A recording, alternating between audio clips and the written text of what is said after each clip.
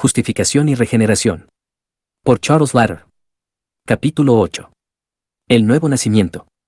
De acuerdo a la Biblia, todo cristiano es un milagro andante. Es un nuevo hombre con un nuevo corazón. En resumen, no es nada menos que una completa creación nueva. Pero lo nuevo de la regeneración no para allí. La regeneración es también un nuevo nacimiento. Nuevo nacimiento. Jesús le contestó, en verdad te digo que el que no nace de nuevo no puede ver el reino de Dios. Nicodemo le dijo, ¿cómo puede un hombre nacer siendo ya viejo? ¿Acaso puede entrar por segunda vez en el vientre de su madre y nacer? Jesús respondió, en verdad te digo que el que no nace de agua y del Espíritu no puede entrar en el reino de Dios. Lo que es nacido de la carne, carne es, y lo que es nacido del Espíritu, Espíritu es. No te asombres de que te haya dicho, tienen que nacer de nuevo. El viento sopla por donde quiere, y oye su sonido, pero no sabes de dónde viene ni a dónde va, así es todo aquel que es nacido del Espíritu. Juan 3:3-8, en esta porción de las Escrituras, encontramos algunas de las palabras más maravillosas e instructivas dichas por el Señor Jesucristo. Es aquí que aprendemos que convertirse es nacer por segunda vez.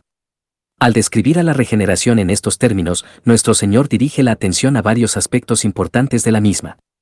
El nuevo nacimiento es radical. Nada puede ser de tal alcance o tener mayores implicaciones para nosotros que nuestro engendramiento y nacimiento. Cuando somos engendrados y nacemos, comenzamos a existir y a vivir en el reino natural, y desde entonces ya nada es lo mismo para nosotros, por siempre. Así es en el reino espiritual, cuando nacemos de nuevo, comenzamos a existir y a vivir en el mundo espiritual, y para toda la eternidad nada será igual para nosotros. Aleluya. Ser nacido de nuevo es comenzar a existir. En breve, el nuevo nacimiento no es algo que añadimos a nuestras vidas, es vida. Comenzamos a vivir. En otras palabras, ser nacido de nuevo no es obtener algo que no teníamos antes, es convertirse en algo que nunca fuimos. El nuevo nacimiento está a la raíz de nuestra existencia como cristianos. El nuevo nacimiento es un nacimiento real. El nuevo nacimiento no es como un nacimiento, es un nacimiento. Tome nota de las palabras de nuestro Señor en el versículo 6, lo que es nacido de la carne, carne es, y lo que es nacido del Espíritu, Espíritu es. El nuevo nacimiento es un verdadero nacimiento. Del modo que algo carnal nace en el nacimiento físico, así también algo espiritual nace en el nacimiento espiritual. Lo que es nacido, Espíritu es. En este nacimiento, es Dios quien nos engendra, somos engendrados de Dios. Todo aquel que es nacido de Dios, no practica el pecado, porque la simiente de Dios permanece en él, y no puede pecar, porque es nacido de Dios, 1 de Juan 3:9. Juan nos dice que la simiente, esperma, de Dios permanece en aquellos quienes han sido nacidos de Dios. En las palabras de Pedro, hemos llegado a ser participantes de la naturaleza divina, 2 de Pedro 1:4. Tal terminología es tan explícita que no nos atreveríamos a usarla a no ser que sea una enseñanza directa de la palabra de Dios. La realidad del nacimiento nuevo tiene implicaciones tremendas. Primero, nos muestra por qué un verdadero cristiano no vive en el pecado. Juan nos dice en el versículo citado anteriormente que un cristiano no puede pecar. Ver apéndice B. La razón por la cual un cristiano no puede pecar se origina en su nuevo nacimiento y la naturaleza divina que reside en él. Todo aquel que es nacido de Dios, no practica el pecado, porque la simiente de Dios permanece en él, y no puede pecar, porque es nacido de Dios. El cristiano tiene la naturaleza de Dios en él y por consiguiente no soporta vivir de la forma que solía vivir. Todo verdadero creyente que trata de volver a su vida anterior, encontrará que no puede hacerlo. El pecado está en contra de su naturaleza, lo odia. Segundo, de la realidad del nuevo nacimiento, aprendemos cómo todo verdadero cristiano debiera verse a pensar acerca de sí mismo.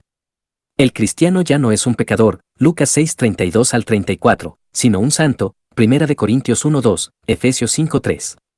Nuevamente, esto no quiere decir que el cristiano nunca peca, o que a su carne no le atrae el pecado, pero que su verdadera naturaleza, lo que es en su profundo ser, ama a Dios y la santidad.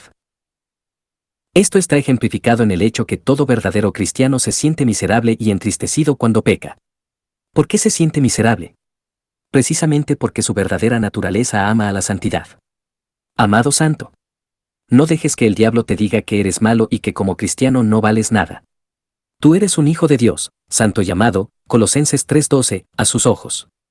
Su propia naturaleza, simiente, vive en ti y tú llevas el parecido de la familia. El nuevo nacimiento es un nacimiento real. El nuevo nacimiento es soberano. El nuevo nacimiento depende básicamente de la voluntad de Dios, no de la voluntad del hombre. Todos los que han nacido de nuevo no son engendrados de sangre, ni de voluntad de carne, ni de voluntad de varón, sino de Dios. Juan 1:13. El Señor Jesús clarifica esto en el versículo 8. El viento, griego pneuma, viento, espíritu, aliento, sopla de donde quiere. El viento sopla de donde quiere. Ningún hombre lo dirige, controla o para. Así también, el Espíritu de Dios sopla donde Él quiere. Esto significa que la persona más improbable puede ser salva.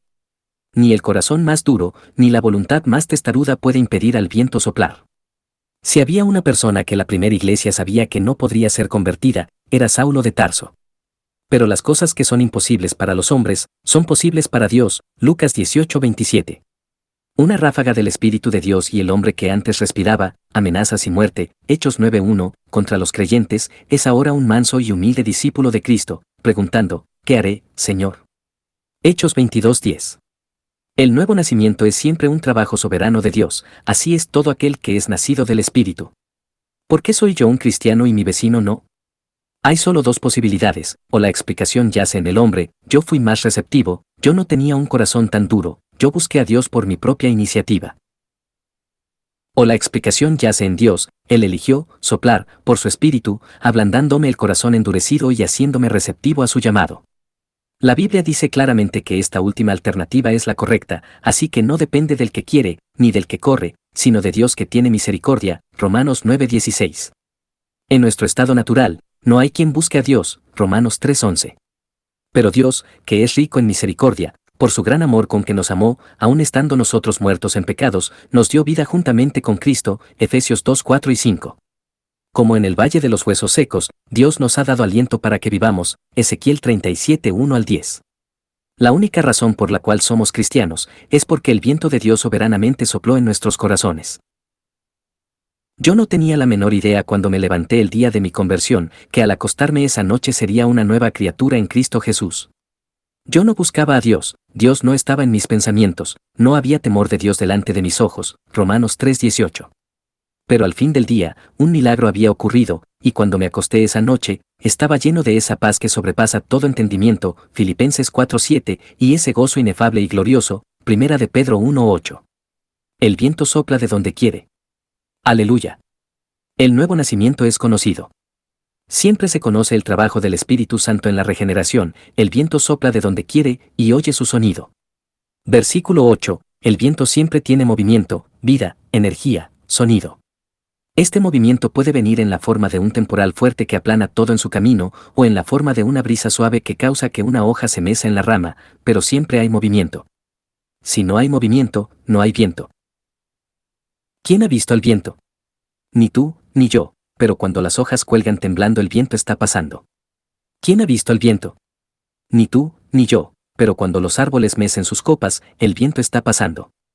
Cristina Rossetti. Así es con el Espíritu de Dios. El movimiento del Espíritu de Dios es evidente por los efectos que produce. A veces el Espíritu Santo viene como un temporal arrastrando a 3,000 personas al reino de los cielos en un solo día. Hechos 2:37 al 41. Otras veces viene como una brisa suave abriendo el corazón de una persona para responder al Evangelio. Hechos 16:14.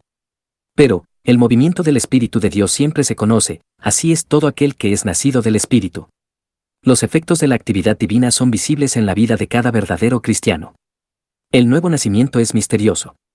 El nuevo nacimiento es misterioso, mas ni sabes de dónde viene, ni a dónde va. Versículo 8.